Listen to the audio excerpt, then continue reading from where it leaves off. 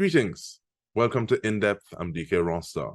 We're being joined by the CEO of the Export Centres Company Ltd, Kaisha Ince, and she is telling us about a raft of items that we need to be on the lookout for.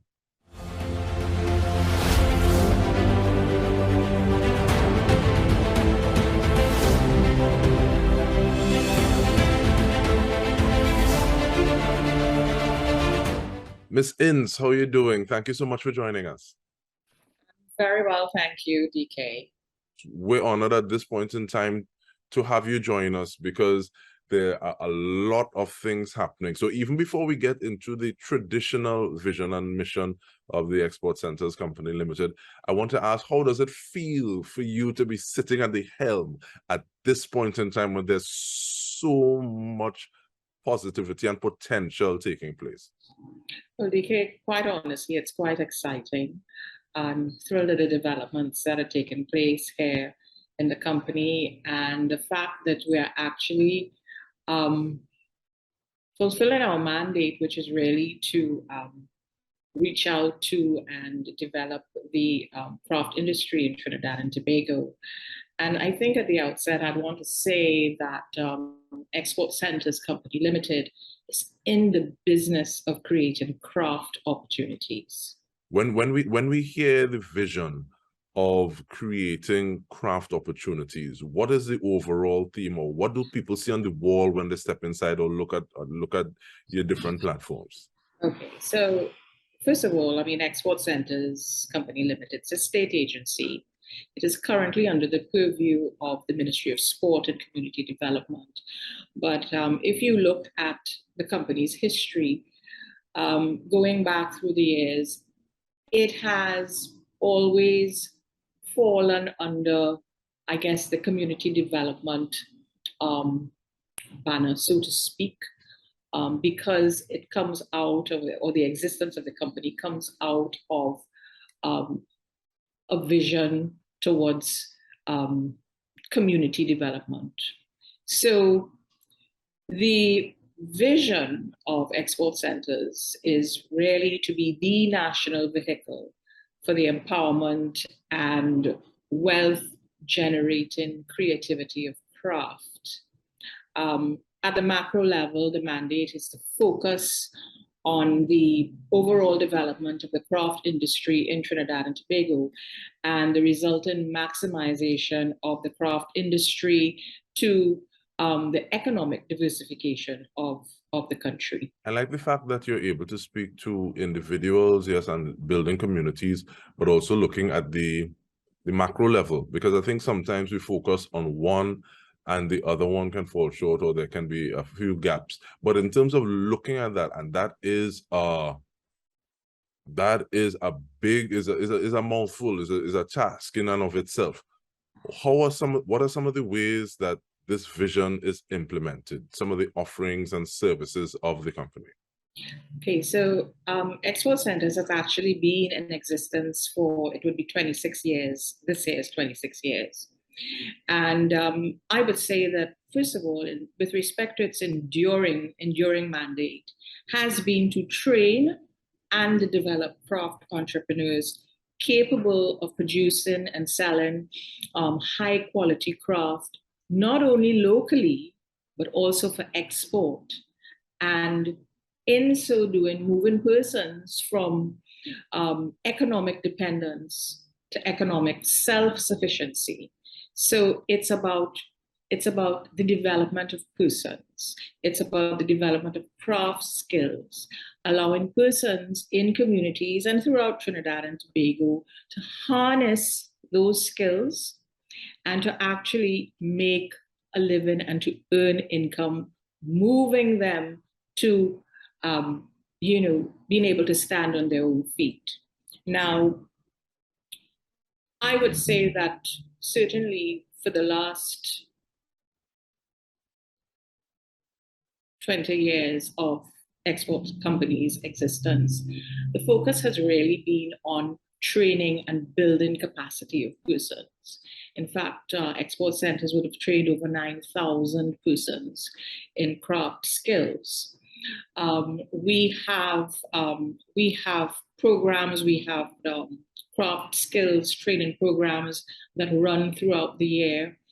And what is really important is that the craft skills, persons who are trained in craft skills, they actually graduate and they get City and Guilds certification, which is, of course, internationally recognized. So essentially, if you train with export centers, you graduate with a certified City and Guilds skill. And one of the things, and these are things that I would have had colleagues going to different vocational institutions, learning to get that certificate. I mean, yes, the paper is nice, but also having the competence. But when we say craft, break it down for me. What kind of craft are we talking about? What are we dealing with exactly? Okay, so let me give you a live example. We've just announced our training program, and this is the introductory level.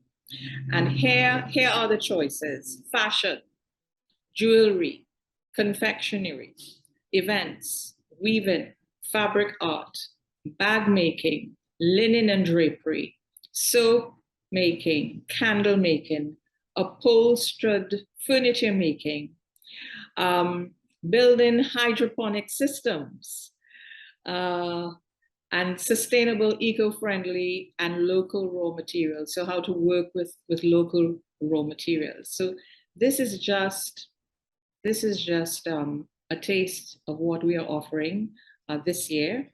In fact, we would have started to advertise yesterday, and we are already getting a fantastic response. Our courses are generally, and certainly for the last 3 years, they would have been oversubscribed. All of our courses, whether it's our training program, whether it's our Christmas training program, whether it is our the summer vacation program for the youths, they're all oversubscribed. So what that means and what that translates into is that there is a real desire on the part of people to actually engage in craft skills and to empower themselves. They do see it as a way of, creating income earning opportunities for themselves. We go on to offer, after the craft skills, we have as part of our training cycle, we offer classes in entrepreneurship.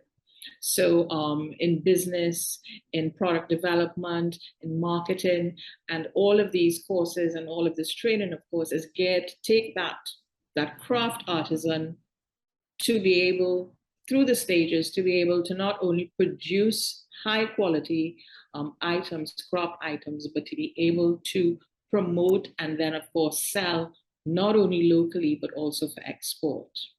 What do cohorts look like? Is it that certain places, certain areas have certain courses, and what kind of age ranges, demographics we're looking at in terms of being able to be part of these cycles?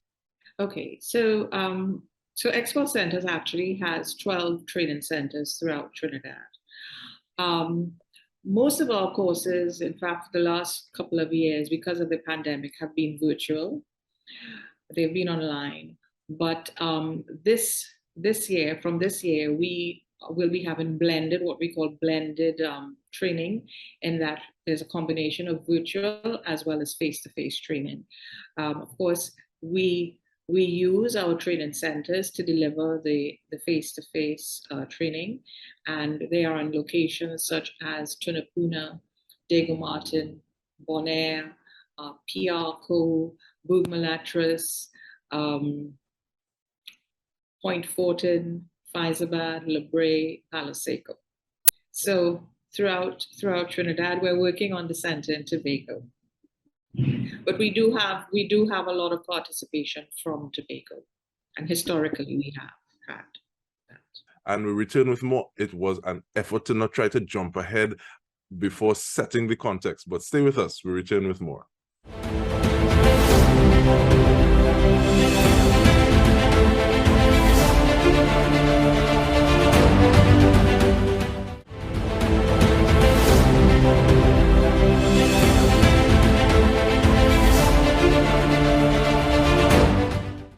welcome back. We are speaking about the evolution of ECCL, and I say that and while we're speaking with CEO Kaisha Ince.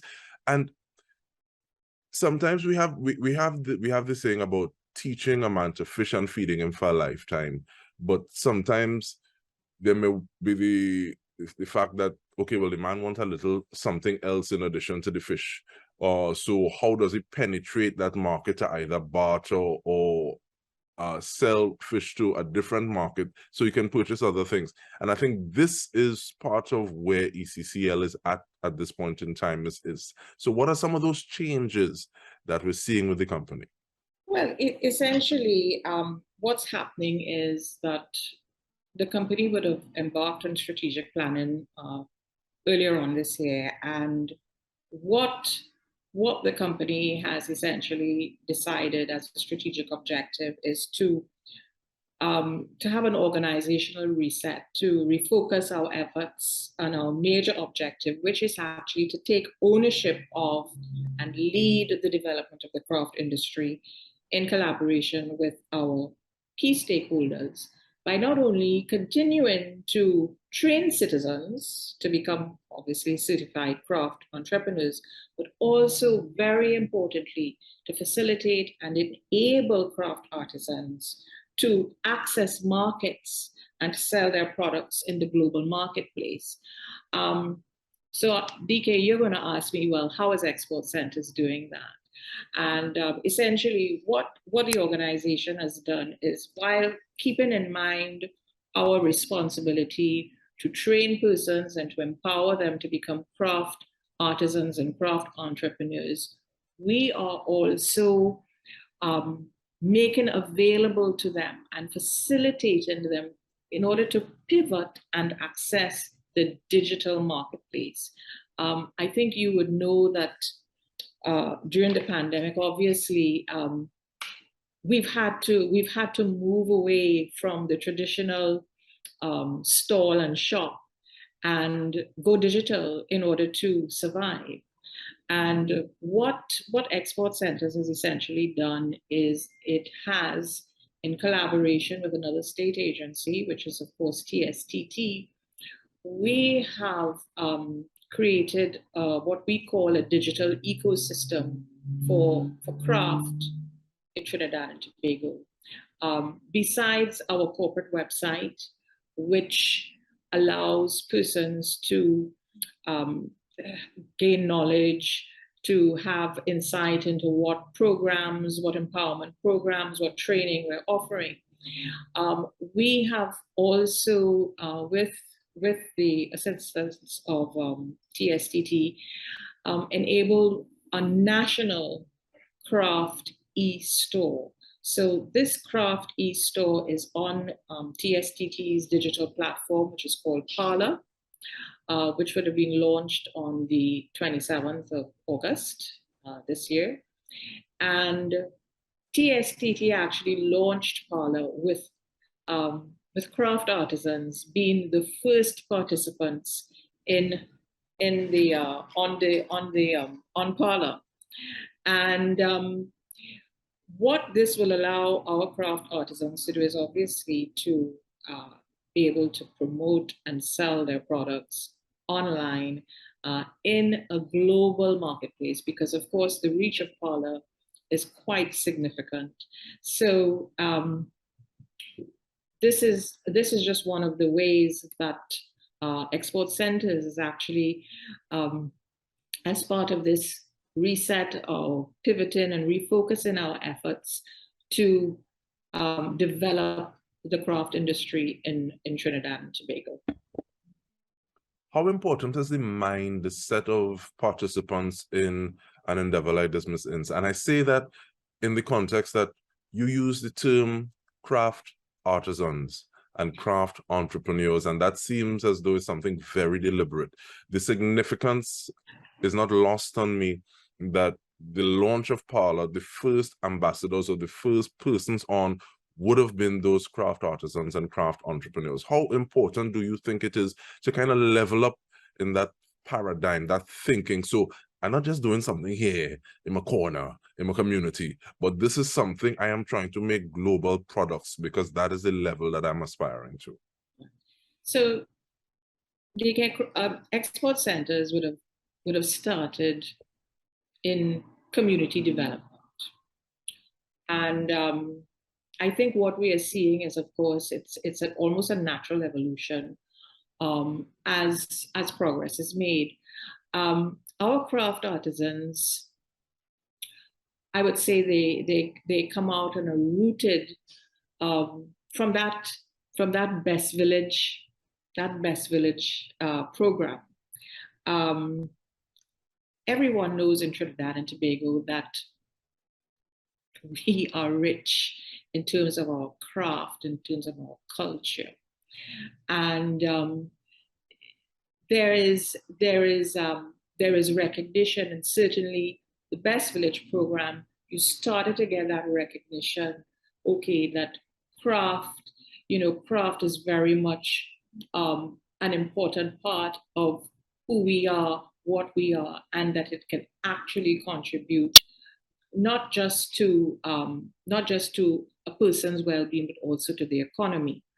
And we would have what the training and of craft artisans has really done is to actually provide opportunities for ordinary citizens to actualize their talents or their skills for fair returns. So this is something that they can do, that they are skilled in, and they can actually use it to create income for themselves. And I would have emphasized this at the launch of Parlour a couple of weeks ago. It is a dream for me, for example, to see the Drag brothers, who were really pioneer craft entrepreneurs, actually accessing a digital platform. So they've been able to move up onto a digital platform, which is something, I mean, they will tell you that they would not have envisaged that, 10, 15 years ago. And if they can do it, all craft artisans in Trinidad and Tobago can also do it. I like that point, envisaging yourself and where you are now versus where you want to be, or even past where you were. But at that launch a few weeks ago that you referenced, Minister Cudjoe would have spoken about the need to find the people who do not have that digital presence at this point in time, or possibly are not interested in having a digital presence, but not having them fall through the cracks. Are there things that are being put in place as the considerations? How is that being treated? Absolutely. I mean, we are actively seeking registration by craft artisans who are, of course, interested in moving onto digital, having a digital presence, but who don't have the skills or the know-how in order to do so. I mean, we are actually in collaboration with TSTT. We are training those persons. We will be helping them, assisting them to understand what it takes to have a digital presence. Because yes, there are a number of people who, would not, they just don't have the know-how. I really like the passion that I'm hearing from you at this point in time. And with the last minute that we have, I want to leave it to you for your closing words in terms of what are some of the things we can look out for? What are some of the things that you may have wanted to raise that I didn't touch on? So the ball is yours. Right. So besides the digital platform, Export Centres has created a vehicle called Craft Hub TT, which is essentially mechanisms or a way to promote craft in the country through digital as well as physical spaces. So we would have just had a very successful craft pop-up market on Independence Day. We had originally envisaged having 60 artisans in terms of in tune with the 60 for 60, but it was again heavily oversubscribed, and we had 100 artisans in Adam Smith Square on Independence Day. basically selling their products, and it was a huge success. So we will be going forward this year to have other craft pop-up markets, and they will be of the same size as the one that we did on Independence Day. We are also continuing with our empowerment projects. We do community empowerment projects, craft skills empowerment projects, and we have one of those starting in Le Bray within the next few weeks. And this will see persons in the community of Le Bray actually engaging in training, craft training in three courses. We also have what's called a digital wholesale market coming up. We expect to launch this certainly by the end of October, and this will allow artisans to be able to access ordering bulk orders from persons out there. So there is quite a lot happening in craft, Dike. And that bulk order possibility, it sounds as though it can be a game changer. Yes, it will certainly be that. It's the first time anything of that nature has been done, not just here in Trinidad, but in the Caribbean. And Export Centres Company Ltd, Chairman Kaisha Ince, we want to thank you so much, CEO. We want to thank you so much for the time that you've given. And I think I want to follow the pages a little more intensely and engage to see what's happening. Because even like saying, okay, well, this is going to be it, this is going to be it. Because I think a lot of the time you have the situation where someone is at a pop-up and you're not sure where to get them after. So to be able to do this a little more consistently, I think is something that's really appreciated. And on behalf of the entire TTT News team, I'm Dike Rostant. This has been In Depth. Thank you so much for joining us.